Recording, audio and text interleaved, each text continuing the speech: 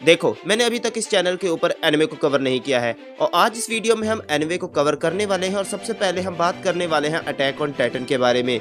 इसके 4 सीजन आ चुके हैं लेकिन ये सीरीज अभी तक कंप्लीट नहीं हुई है और मैंने भी सिर्फ अभी तक इसके 2 ही सीजन देखे हुए हैं। तो ये पार्ट 1 है और पार्ट 1 में हम अटैक ऑन टाइटन के 2 सीजन की बात करने वाले हैं। बहुत जल्दी आपको मे बी नेक्स्ट वीक इसका पार्ट 2 भी देखने को मिलेगा जिसमें हम बची हुई बाकी सीरीज की बात करने वाले होंगे।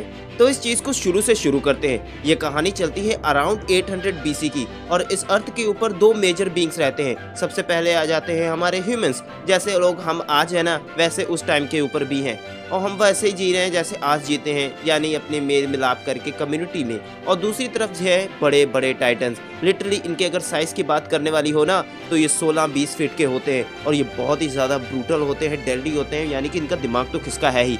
मोस्टली ये ह्यूमन कॉलोनीज के ऊपर अटैक करते हैं और ह्यूमन को हंट करते हैं, इनको मतलब अपने खाने की तरह समझते हैं। तो अब करते हैं अपनी मेन स्टोरी को स्टार्ट। हमारी स्टोरी का मेन कैरेक्टर है एरन, जो उन्हीं ह्यूमंस में से एक है। अपनी नॉर्मल जिंदगी जीता है, इसके साथ इसकी फ्रेंड मिकासा रहती है। बेसिकली मिकासा के पेरेंट्स मारे जाते हैं जिसके बाद वो एरन के साथ रहना स्टार्ट कर लेती है और मोस्ट ऑफ द टाइम वो एरन को प्रोटेक्ट करती है, चाहे गली में झगड़ा हो रहा हो, चाहे लोंडो से पिट रहा हो, चाहे वो किसी टाइटन से पंगा ले रहा हो। तो जैसा मैंने कहा कि टाइटन्स इतने बड़े और ह्यूमन ऐसे नॉर्मल, तो अपने आप को प्रोटेक्ट कैसे करेंगे। तो ह्यूमन जो सिविलाइजेशन होती है, इनकी जो कॉलोनीज होती हैं, उनको प्रोटेक्ट करने के लिए इनके चारों तरफ बड़ी बड़ी दीवारें होती हैं, लिटरली 20 फीट की दीवारें होती हैं, जैसे गेम ऑफ थ्रोन में आप ऑलरेडी देख चुके हैं। और इसी के जरिए ह्यूमंस अपने आप को टाइटन से बचाते हैं। लेकिन एक दिन ऐसा होता है कि एक अचानक से 2 टाइटन ऐसे सामने आते हैं जो लिटरली उस दीवार से भी बड़े होते हैं और वो उस दीवार को तोड़ देते हैं, जिसके बाद वो टाइटन्स उसके अंदर आना, यानी उस दीवार के पास इधर आना स्टार्ट कर देते हैं और जिसके बाद वहाँ पर पूरी तरह केओस हो जाता है।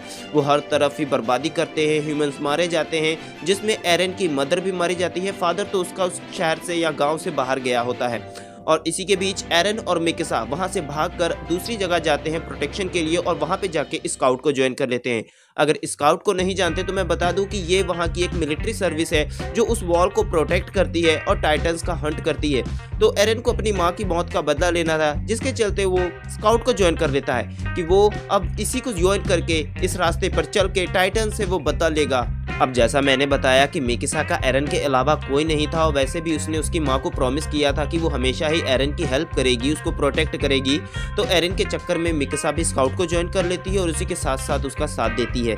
और सबसे ज़्यादा केओस तब हो जाता है जब जहाँ पे वो रह रहे हैं प्रेजेंट टाइम में वहाँ पर दोबारा से टाइटन्स अटैक करते हैं और वहाँ पे वो सेम सिचुएशन बन जाती है जो पहले बनी हुई थी, यानी कि इंसानों को हंट किया जा रहा है, बहुत ही ज़्यादा बर्बादी हो रही है। तो इसी के बीच फाइट करते करते एरन को पता चलता है कि उसके पास इस तरह की एबिलिटी है, यानी कि इस तरह की सुपर पावर्स हैं कि वो अपने आप को टाइटन में ट्रांसफॉर्म कर सकता है। तो फिर बस क्या होना था, एरन अपने आप को टाइटन में ट्रांसफॉर्म करता है और उन टाइटन से फाइट करता है, जिसमें उन टाइटन्स को बहुत बुरी तरह मारता है और अपने उस कैपिटल को, यानी अपनी उस जगह को बचा लेता है। और इसके बीच में सबसे ज़्यादा गड़बड़ तब होनी स्टार्ट हो जाती है जब वही स्काउट आर्मी जिसको उसने ज्वाइन कर रखा है वो उससे डर जाती है और उसी के अगेंस्ट हो जाती है। लेकिन फिर उनको समझ आता है कि ये तो हमारा गोल्डन चांस है, हम एरन का यूज़ करके टाइटन्स को यहाँ से पीछे भगा सकते हैं या मोस्ट ऑफ द टाइम हम टाइटन्स को मार सकते हैं।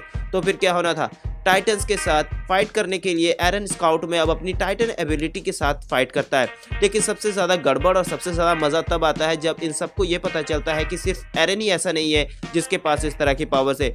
इनके बीच में और भी बहुत सारे ऐसे लोग हैं जो इस तरह की एबिलिटी रखते हैं, यानी जो अपने आप को टाइटन में ट्रांसफॉर्म कर सकते हैं। और इनमें से कुछ तो हैं अच्छे लोग जो एरन को हेल्प करने वाले हैं, लेकिन कुछ ही निहायत ही कमीने लोग हैं जो most of the time humanity के और टाइटन्स का साथ देते हैं। बेसिक चीज़ें मैंने अभी आपको बता दी हैं, मैं ज़्यादा कुछ आपको स्पॉइल नहीं करना चाहता हूँ। वैसे भी इसके 2 सीज़न हैं, तो पहले सीज़न में 25 एपिसोड है और दूसरे सीज़न में हमें इसके 12 एपिसोड देखने को मिलते हैं। अगर मैं पूरी तरह ही इसको डिफाइन करने लगूँ या एक्सप्लेन करने लगूँ तो वो बहुत ही ज़्यादा मुश्किल हो जाने वाला है और मैं नहीं चाहता हूँ कि मैं आपको इस सीरीज़ के बारे में किसी भी तरह से स्पॉइल करूँ, क्योंकि ये बहुत ही ज़्यादा कमाल की सीरीज़ है। आप इसके हर एक मिनट को बहुत ही ज़्यादा ही एक्साइटमेंट से देखने वाले हैं।